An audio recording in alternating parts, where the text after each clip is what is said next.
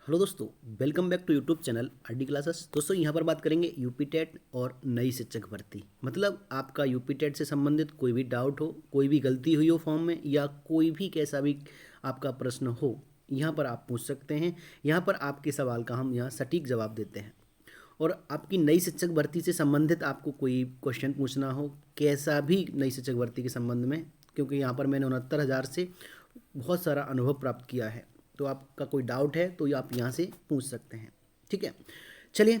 आप देख रहे होंगे, वैसे तो मैंने यहाँ पर हाईलाइट किया हुआ है कि ये जो क्वेश्चन इसी तरह के बहुत सारे कमेंट आए हुए थे, और उन कमेंटों को अगर हम एक रिप्लाई करते हैं तो एक ही को फ़ायदा होता है। और यहाँ पर हमने वीडियो में जो रिप्लाई किया है कमेंट का, जो डिटेल में समझाया है, उससे क्या है कि जितने भी आपके जो हमारे व्यूअर हैं, तो उनकी सबकी समस्याएं सॉल्व हो जाएंगी।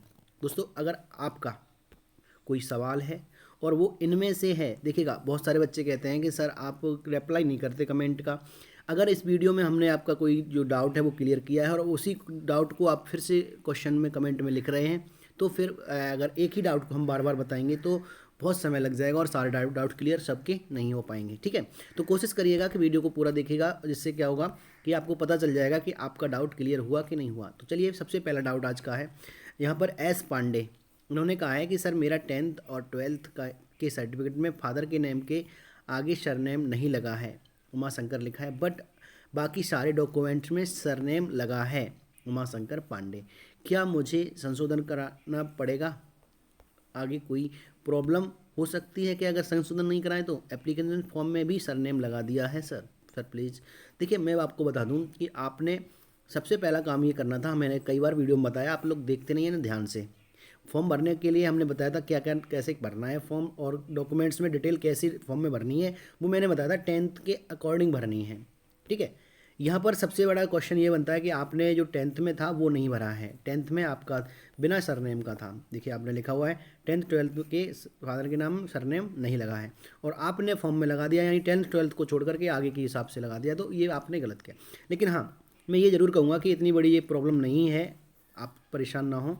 ठीक है, आपको फॉर्म दूसरा भरने की भी ज़रूरत नहीं है कि ये जो सरनेम की वजह से, क्योंकि सरनेम इतना ज़्यादा वो नहीं करता, क्योंकि आपने कैटेगरी भरी होगी, ओबीसी है, एससी है, जनरल है, तो जनरल भरा होगा आपने। अगर वहाँ भी आपने नहीं किया होगा तब दिक्कत आएगी। ठीक है, तो कोई परेशानी होने की बात नहीं है। अगला है, सर मेरा रजिस्ट्रेशन वाला मैसेज नहीं आया, कब तक आ सकता है, प्लीज़ रिप्लाई। देखिए, रजिस्ट्रेशन वाला मैसेज अगर नहीं आता है, कई बाई चांस, आप कम से कम 15 से 20 मिनट का वेट करेंगे, और उसके बाद भी नहीं आता है तो आप क्या करें कि दूसरा नंबर डाल के दोबारा से रजिस्ट्रेशन कर सकते हैं। ठीक है, चलिए नेक्स्ट है। क्वेश्चन पूछा गया है ओम प्रकाश पाल के द्वारा, सर बीएड बीटीसी का ऑप्शन आता है, वहाँ गलती हो गई है, तो अपियरिंग में क्या करें? अब इनका एक डाउट है, ऐसा है कि वो उन्होंने हमें भी डाउट में डाल दिया है। क्या ये समझ में नहीं आ रहा क्वेश्चन में क्या पूछ रहा है ना? इनका बीटीसी की जगह बीएड हो गया, या बीएड की जगह बीटीसी, या फिर अपियरिंग वाला गलत हुआ है? आप सही से कमेंट करिएगा क्या गलत हुआ है। चलिए आगे चलते हैं। सर मेरा पासबुक आईडी नंबर लास्ट में गलत हो गया है, तो क्या फिर से फॉर्म डालूं? आगे भर्ती में कोई दिक्कत तो नहीं होगी? देखिए, पासबुक आईडी नंबर है तो देखो, आईडी नंबर एक ऐसी चीज़ होती है कि वो आपकी आइडेंटिटी बताती है। क्योंकि करेक्शन का यहाँ पे मौका नहीं मिलने वाला है, तो मेरा तो यही आपके लिए सुझाव रहेगा कि आप दूसरा फॉर्म डाल दीजिएगा दीपक। ठीक है, चलिए अगला है Avneet Kaur. Sir high school, inter and graduation में नेम के आगे केएम लगा है, और बीएड में ओनली नेम लिखा है, तो क्या केएम लिखना कंपलसरी है, प्लीज़ रिप्लाई। तो मैंने कई बार बताया था कि केएम वाले बिल्कुल परेशान ना हो। अगर आप केएम, वैसे तो 10th के अकॉर्डिंग लिख दीजिएगा, केएम लिखा है तो केएम लिख दीजिए, नहीं लिखा है तो नहीं लिखिएगा। ठीक है, और अगर लिख भी दिया और नहीं भी लिखा है तो भी कोई फ़र्क ज़्यादा केएम से नहीं पड़ता है, तो केएम वाले बिल्कुल परेशान ना हो। इसीलिए मैंने एक स्पेशल वीडियो केएम पर बनाई हुई थी, आप देख सकते हैं केएम वालों को क्या क्या प्रॉब्लम्स आती हैं, कैसे क्या है, वो हमने उस पर डाल दिया है। ठीक है, चैनल पर चले जाइएगा, प्लेलिस्ट में देख लीजिएगा, टेट टीटेट सुपर टेट वाली में। अगला है, सर मेरा बीएड के रिजल्ट में एनरोलमेंट नंबर नहीं आ रहा है, और अगर मैं एस्टेट में फॉर्म फिल करूंगी तो कोई प्रॉब्लम तो नहीं होगी? सर प्लीज़ बताएं।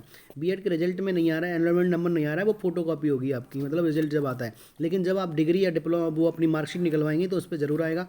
ऐसा नहीं हो सकता कि आपका नहीं आए। ठीक है, क्योंकि जो नंबर होता है एनरोलमेंट नंबर, वो आवश्यक है, ज़रूरी होता है। ठीक है, हो सकता है कि आपकी अभी ओरिजिनल नहीं आई होगी तो एन ही लिख सकते हैं फॉर्म में। ठीक है, लेकिन वो ज़रूरी है।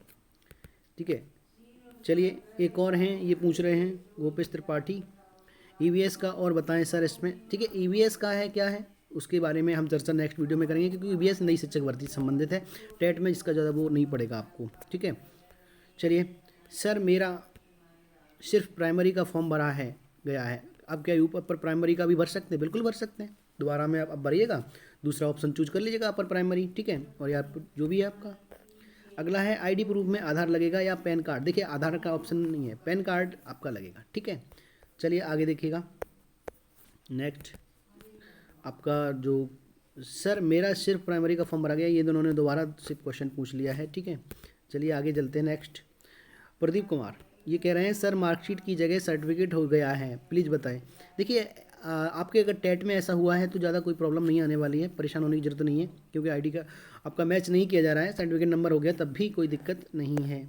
आगे सर मेरा 12th का मार्कशीट में सर्टिफिकेट नंबर। देखिए आपको एक बात और बता दूं कि आपको लग रहा है कि आपका रिप्लाई मिल गया है, आपका भी यही क्वेश्चन था और आपको उसका आंसर मिल गया है, तो आप प्लीज़ इसको वीडियो को लाइक करिएगा और शेयर भी कर सकते हैं। चलिए आगे है, संजीव गुप्ता पूछ रहे हैं सर मेरा 12th का मार्कशीट में सर्टिफिकेट नंबर अल्फ़ाबेटिकल लेटर में पहला लेटर 16 नंबर लिखा है, बट टेट का फॉर्म में मैंने I6 नंबर लिखा है, कोई प्रॉब्लम होगी? नहीं, कोई प्रॉब्लम नहीं होगी। चलिए आगे है, बीएड की फाइनल मार्कशीट नहीं मिली है तो क्या मार्कशीट नंबर क्या क्या डालें? NA लिख दीजिएगा मार्कशीट नंबर की जगह, ठीक है। जो आपके पास नहीं है, अवेलेबल है कोई भी नंबर, क्रमांक, सर्टिफिकेट नंबर, तो वहाँ NA लिख सकते हैं, ठीक है। इसमें लिखा है सर मेरा भी हाई स्कूल और इंटर में KU लगा है और DLED में नहीं है, तो दिक्कत नहीं होगी, कोई प्रॉब्लम नहीं होगी। मैंने आपको कई बार बताया है कि मैंने KM से संबंधित एक वीडियो डाल दिया है कुमारी के लिए, तो वो आप देख सकते हैं। अगला क्वेश्चन है, देखिए बहुत सारे क्वेश्चन बनते हैं भाई जी। यूपी टेट का जनरल कैटेगरी से अप्लाई करने के बाद सुपर टेट में EWS कैटेगरी से अप्लाई कर सकते हैं क्या? बिल्कुल, जनरल कैटेगरी वाले ही तो EVS में जाएंगे आगे, बिल्कुल कर सकते हैं।